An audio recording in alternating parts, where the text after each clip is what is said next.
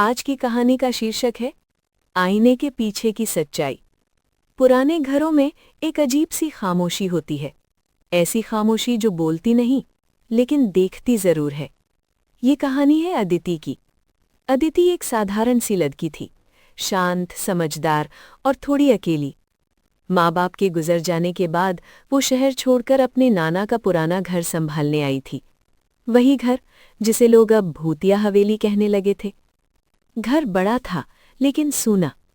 लकड़ी की सीढ़ियां चरमराती थीं, खिड़कियां हवा में खुद ब खुद हिलती थीं और हर कमरे में बीते समय की गंध बसी हुई थी। सबसे अजीब चीज थी ऊपर वाले कमरे में लगा पुराना आईना। नाना हमेशा कहते थे, इस आईने के सामने ज्यादा देर मत खड़ा रहना। अदिति ने कभी वजह नहीं पूछी। पहली रात थकान के कारण अदिति जल्दी सो गई, लेकिन ठीक रात 2:47 पर उसकी आंख खुल गई। उसे ऐसा लगा जैसे कोई उसे देख रहा हो। कमरे में अंधेरा था, पर आईने की तरफ से एक हल्की सी चमक आ रही थी। अदिति ने उठकर आईने की ओर देखा। आईने में वो खुद थी, लेकिन उसकी परछाई नहीं हिल रही थी। अदिति ने हाथ उठाया। आईने में हाथ 1 सेकंड बाद उठा। उसका दिल जोर से धड़कने लगा। शायद थकान है, वो खुद को समझाकर सो गई।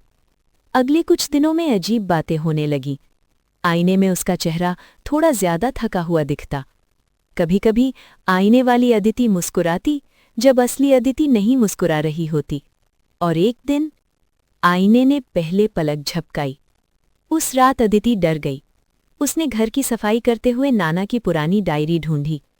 डायरी के आखिरी पन्ने पर लिखा था, आईना झूठ नहीं दिखाता, वो दिखाता है जो हम छुपाते हैं।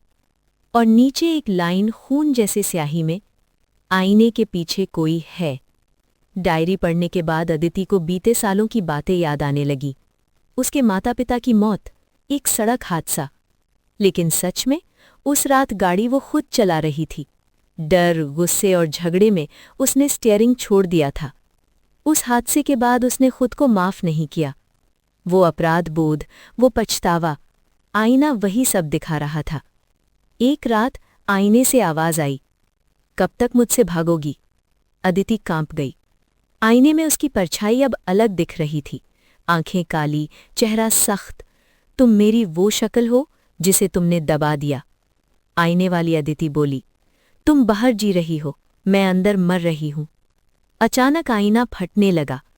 कांच के पीछे एक कमरा दिखाई दिया, अंधेरा, ठंडा, और उस कमरे में बंद थी एक और अदिति। आईने ने कहा, एक ही जिंदगी है, या तो तुम रहोगी या मैं। अदिति समझ गई, ये कोई भूत नहीं था, ये उसका दबा हुआ सच था। उसने रोते हुए कहा, मैंने गलती की है, लेकिन मैं उससे भागूंगी नहीं। आईने की ओर बढ़कर उसने कांच पर हाथ रखा। कांच टूट गया। सुबह गांव वालों ने देखा, घर शांत था, आईना टूट चुका था। अदिति शहर लौट गई, लेकिन आज भी लोग कहते हैं उस घर के आईने में कभी-कभी एक लड़की दिखती है, जो मुस्कुराती है और फुसफुसाकर कहती है, आईने से डरना मत, अपने सच से डरना। हर डर बाहर नहीं होता, कुछ डर हमारे ही भीतर छुपे होते हैं, और जब तक हम अपने सच को स्वीकार नहीं करते, आईने हमसे सवाल पूछते रहते हैं।